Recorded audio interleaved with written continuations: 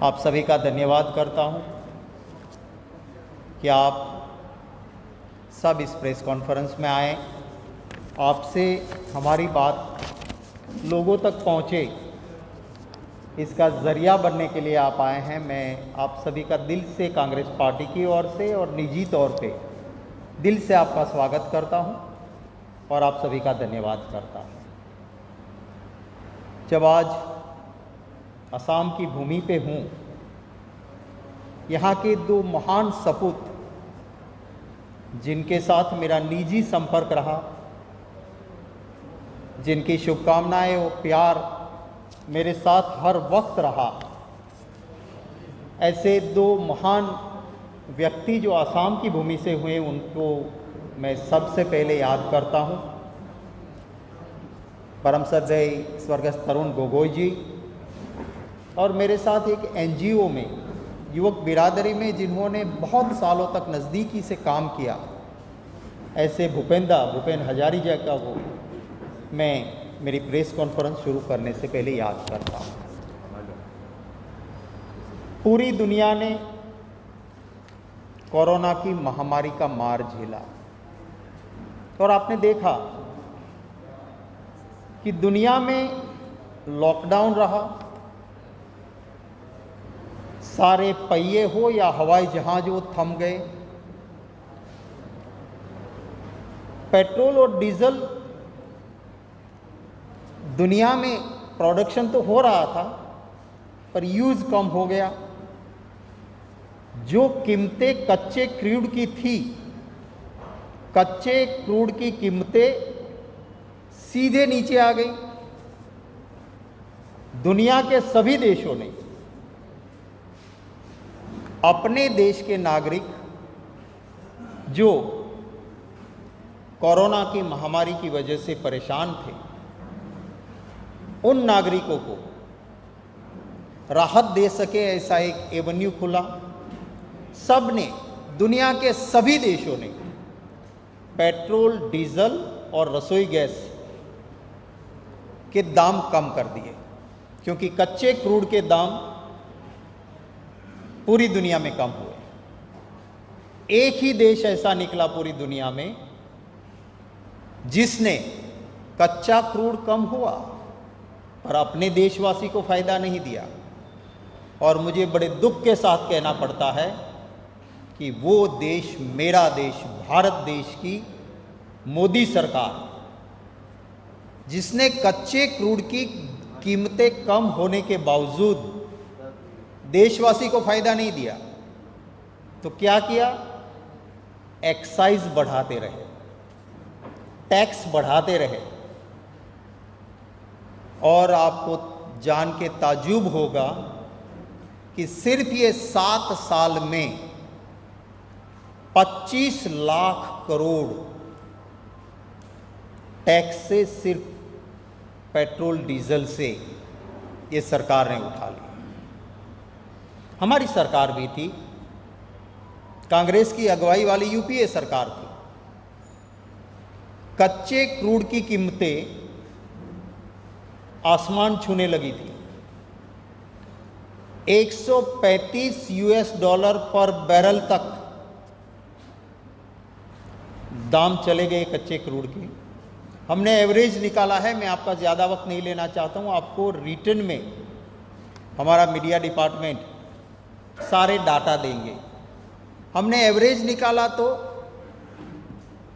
10-11, 11-12, 12-13, 13-14, आखिरी 4 साल जो यूपीए सरकार के रहे, उस चारों साल में एवरेज पर बैरल कितने $US रहे, उसकी कीमतें आपको दी है। पर मोटे तौर पे आपको कहूँ तो यूपीए के इन कार्यकाल में कभी भी इन 4 सालों में पर बैरल की जो एवरेज कीमत है वो $100 से कम नहीं रही कच्चे क्रूड की। और मोदी के ये 7 साल में कभी भी $100 पर बैरल कीमत कच्चे क्रूड की नहीं पहुंची। हमारे वक्त में जहां 111, 115, 135 डॉलर तक प्राइस गई थी। आज वही कीमतें कच्चे क्रूड की सिर्फ 44.81 यूएस डॉलर प्रति बैरल, 44.81 यूएस डॉलर पर बैरल। ये 20-21 का मैं एवरेज कह रहा हूँ, कीमतें तो इससे भी नीचे गई थी, पर एवरेज देखे तो 44 यूएस डॉलर। कहाँ 135 डॉलर, कहाँ 125 डॉलर, कहाँ 111 डॉलर और कहाँ 44 डॉलर। आज अगर आप प्राइस देखें तो अगर उस वक्त 75 रुपीज़ था, तो अगर इंटरनेशनल मार्केट कच्चे क्रूड की कीमत से आप देखो तो 20 या 25 रुपये में पेट्रोल आपको मिलना चाहिए। क्या मिलता है इस देशवासियों को? टैक्स पे टैक्स बढ़ाया जा रहा है। स्लोगन तो बहुत देते हैं चुनाव जब आता है, हालांकि फिर तो अमित शाह ने खुद कह दिया कि मित्रों, चुनाव के वक्त जो कहते हैं ना, वो तो जुमला होता है, करना थोड़ी ही होता है। वो उनका ऑफिशियल स्टेटमेंट है अमित शाह का कि चुनाव के वक्त भाजपा जो कहती है वो जुमले होते हैं, करना नहीं होता है। वरना कहा तो ये था, बहुत हुई महंगाई की मार, अब की बार मोदी सरकार। अब उल्टा हो गया है कि ऐसी महंगाई कहीं नहीं देखी थी, सिर्फ मोदी मार ही महंगाई का है। हमारा देश कृषि प्रधान देश है। आप यहाँ से चावल पकाते हो और असमी चावल बड़े मशहूर और बड़े अच्छे हैं। तो हमारा देश वो कृषि प्रधान देश है। देश की आबादी सबसे ज़्यादा कृषि पे निर्भर है, एग्रीकल्चर पे निर्भर है। आज तक आज़ादी के 73 ईयर्स में, 73 साल आज़ादी के हुए हमारा देश आज़ाद हुआ, किसी भी सरकार ने फर्टिलाइज़र पे इस तरह का जीएसटी नहीं डाला था। ये सरकार ने खाद के ऊपर 5% जीएसटी डाल के रखा। जो दवाई छांटते हैं आप खेतों में, पेस्टिसाइड, इसके ऊपर जीएसटी 18%। कैसे किसान विरोधी सरकार है आप देखिए। ट्रैक्टर और कृषि काम में जो इंस्ट्रूमेंट यूज में आते हैं, 12% टैक्स ये भाजपा की सरकार ले रही है। आपने देखा होगा, हम बचपन से देखते आए हैं, चाहे सरकार किसी की भी आई, मोदी सरकार से पहले डीजल में ज़रूरत हुई तो सरकार सब्सिडी देती थी, पर पेट्रोल के मुकाबले डीजल सस्ता रहता है। क्यों?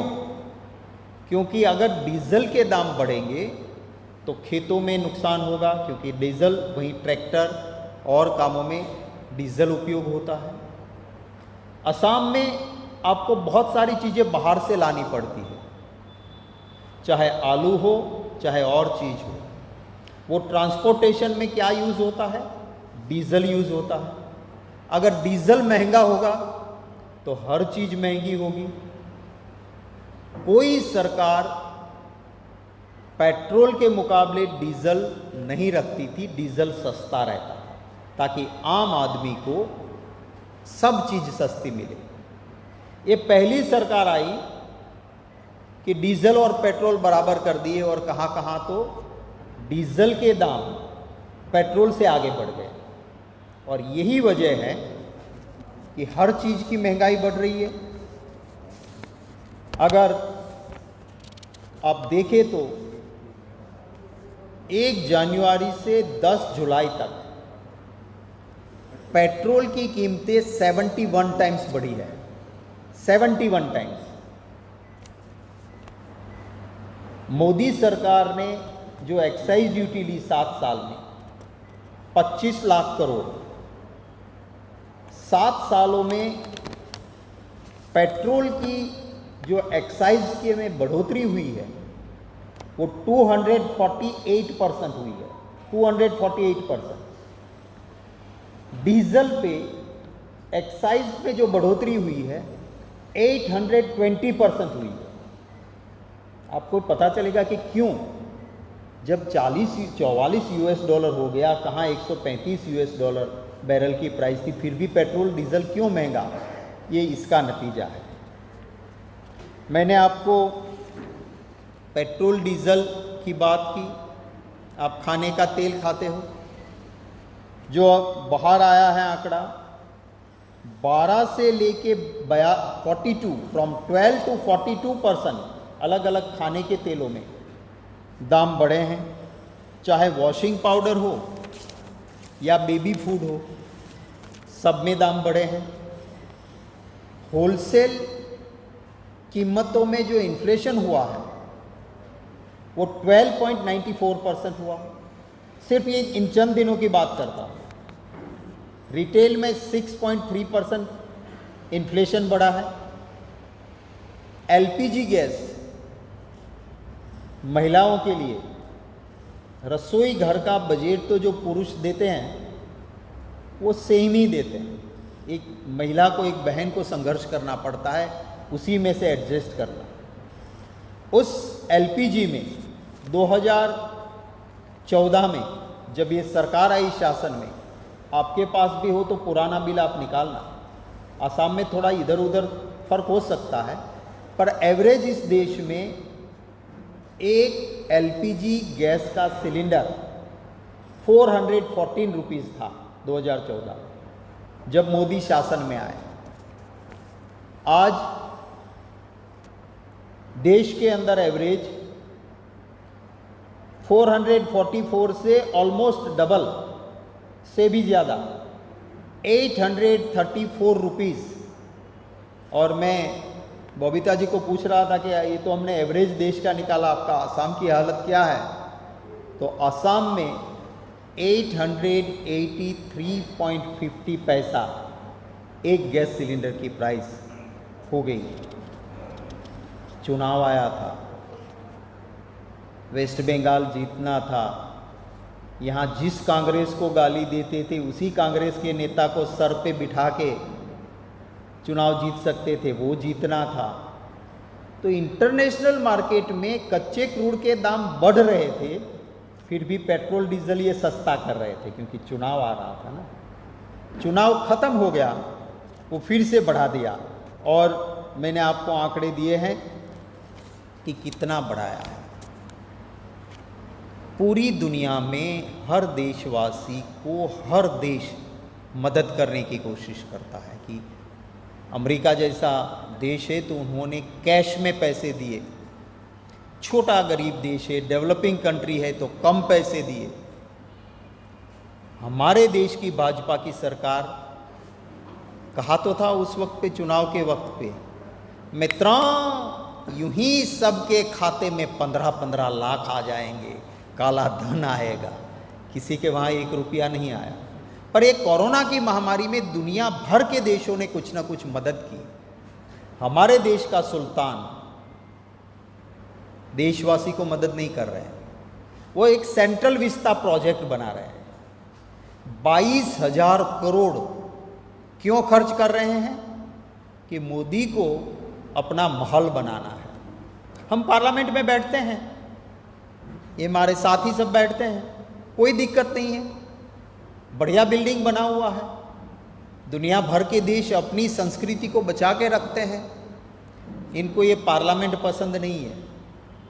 नई पार्लियामेंट बनाएंगे, अपना महल बनाएंगे और 22,000 करोड़ सेंट्रल विस्ता प्रोजेक्ट में खर्च कर रहे हैं।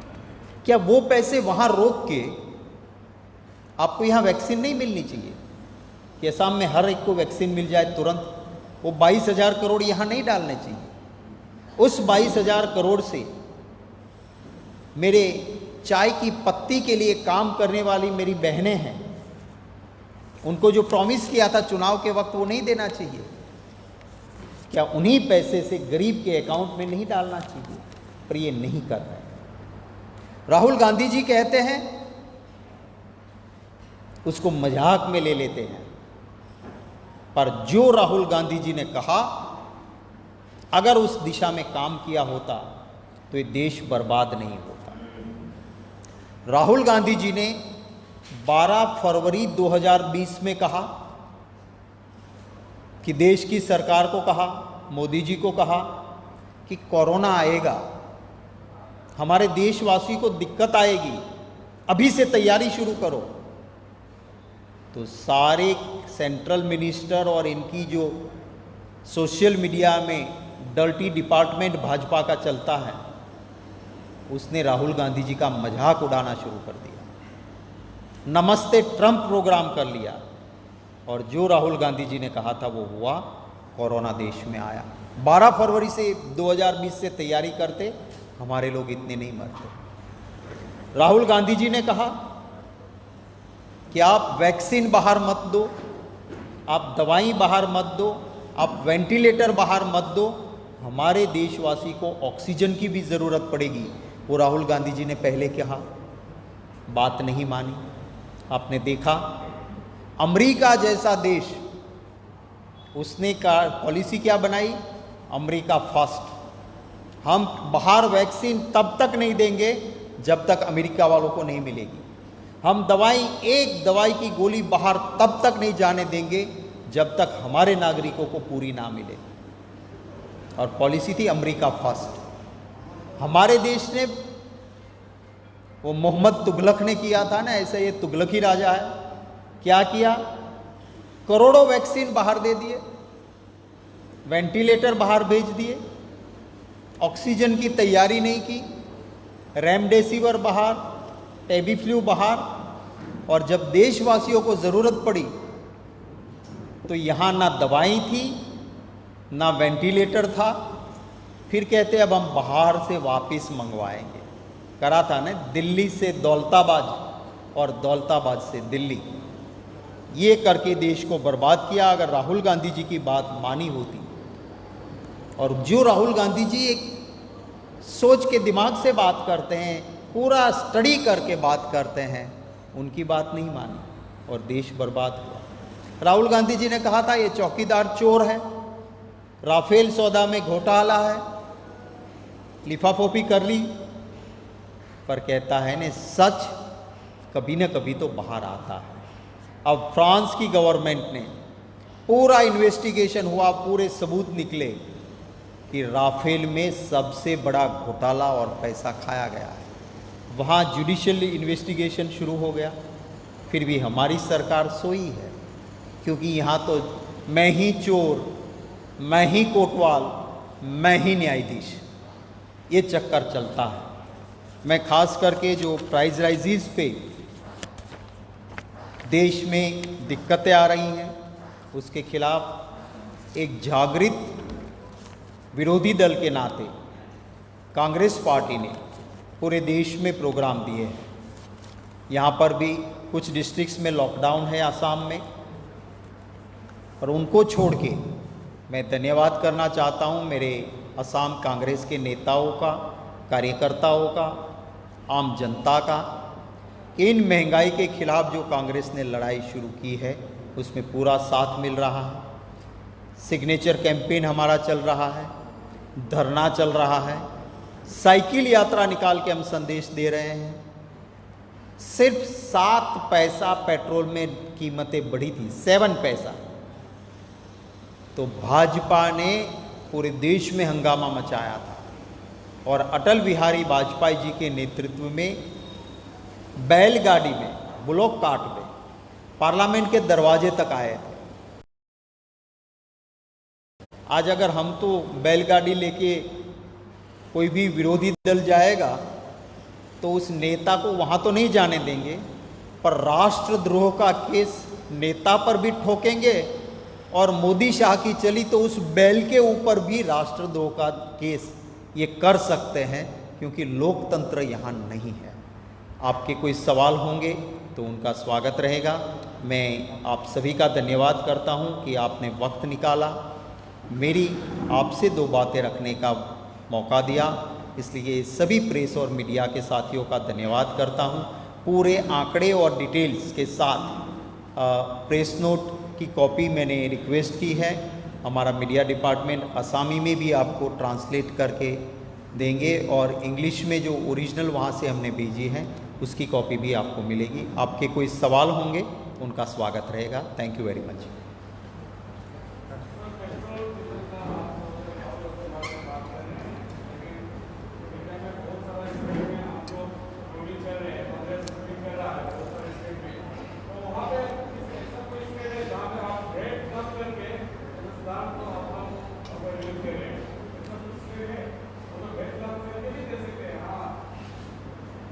बहुत अच्छा सवाल है और मैं चाहता था कि ये सवाल आए। आपको मैंने जो रिटर्न प्रेस नोट मिलेगी उसमें आपके पास दोनों आंकड़े रहेंगे, एक होगा जीएसटी, एक होगा वैट, एक होगा एक्साइज। जीएसटी में हम चाहते थे पेट्रोल डीजल को ले आओ, वो नहीं किया इन्होंने। अगर वो करते तो ये दिक्कत ही नहीं रहती। जीएसटी नहीं है। एक्साइज ड्यूटी सेंट्रल गवर्नमेंट लेती है और एक्साइज में 25 लाख करोड़, उसके सामने वैट जो है वो बहुत कम है। माने वो वैट कम भी करेंगे तो आम जनता को कोई ज़्यादा फायदा मिलने वाला नहीं है।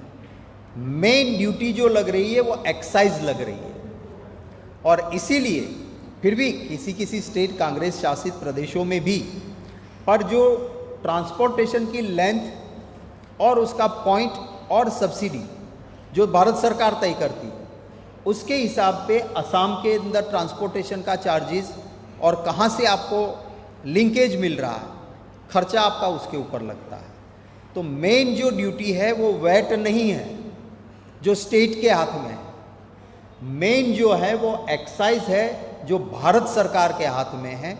मोदी जी खुद गुजरात के मुख्यमंत्री थे, मैं गुजरात से आता हूं, वो चीफ मिनिस्टर थे, मैं लीडर ऑपोजिशन था। वो गुजरात का मोदी जी ने वैट सबसे आए रखा था कि मुझे विकास करना है, राज्य को पैसा चाहिए और कहते थे भारत सरकार दाम बढ़ा रही है, एक्साइज भारत सरकार कम करे क्योंकि एक्साइज मेन होती है। और भारत सरकार कांग्रेस के पास रही, हमने एक्साइज को कम किया, करके दिखाया। 135 US डॉलर पर बैरल प्राइस पहुंची तो हमने सब्सिडी भी दी, पर कभी पेट्रोल डीजल के दाम इतने नहीं होने दिए थे। आज सिर्फ 44 US डॉलर पर बैरल एवरेज ये पूरे साल का है 20-21 का। तो एक्साइज कम करनी चाहिए, वैट से फर्क नहीं होगा। और एक और बात भी कह दूं, ये लोग कह रहे हैं कि ये कांग्रेस ने ऑयल बॉन्ड निकाले थे, इससे दाम बढ़ाना पड़ता है। मैंने फिगर्स दिए हैं, सिर्फ 3% भी ऑयल बॉन्ड के पैसे नहीं होते हैं 25 लाख करोड़ जो लिए उसके मुकाबले। तो ये भी एक सरासर झूठ है। Thank you. Any another question? चलो, बड़ा अच्छा लगा। मैंने इतना शालीन प्रेस पहली बार देश में देखा है। मैं असम के प्रेस और मीडिया के साथियों का बहुत बहुत धन्यवाद करता हूं और आपसे उम्मीद करता हूं कि हम ये जनता की लड़ाई लड़ रहे हैं। डेमोक्रेसी में आप भी एक महत्व का आधार स्तंभ है, तो लोगों तक ये सच्चाई पहुंचे, इसमें आपका भी साथ मांगता हूं। आप सबको बहुत शुभकामनाएं। आप और आपका परिवार इस कोरोना के चक्कर में सलामत रहे, ऐसी दुआ, ऐसी प्रार्थना। Thank you very much.